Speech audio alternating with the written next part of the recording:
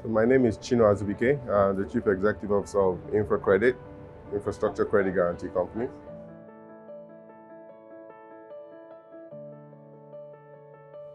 So this event is really a roundtable working group of the private sector, really on the back of the energy transition plan.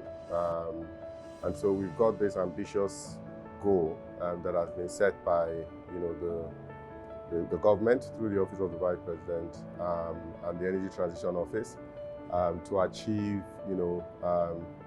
carbon neutrality and net zero by 2060, in line with our national determined contributions commitment at COP26.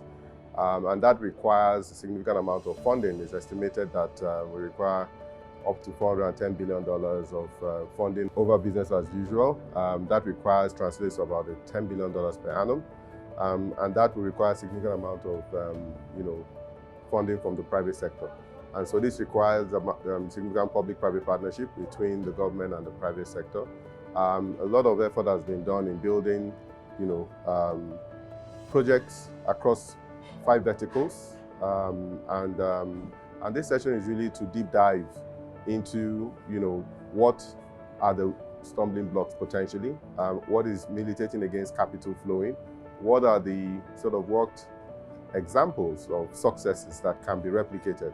And this is really a working session between public-private partnership to ensure that as we see a transition, we also see some level of continuity in terms of the approach to ensuring that we achieve the broader mission and objectives towards achieving energy transition plan and climate goals for the country, and obviously that the Nigerians benefit from the broader objectives, right? So in this session we have partners that are involved in fundraising, those that are project developers, technical, and also government agencies as well.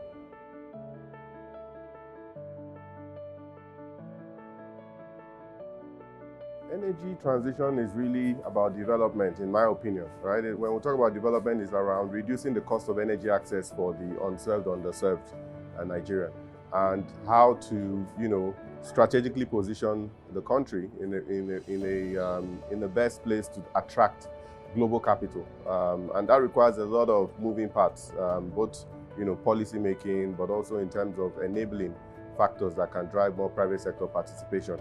So for the average Nigerian, hopefully, if this takes shape, it's about reducing the cost of energy access, ultimately and that comes by reducing the cost of financing, creating an enabling environment.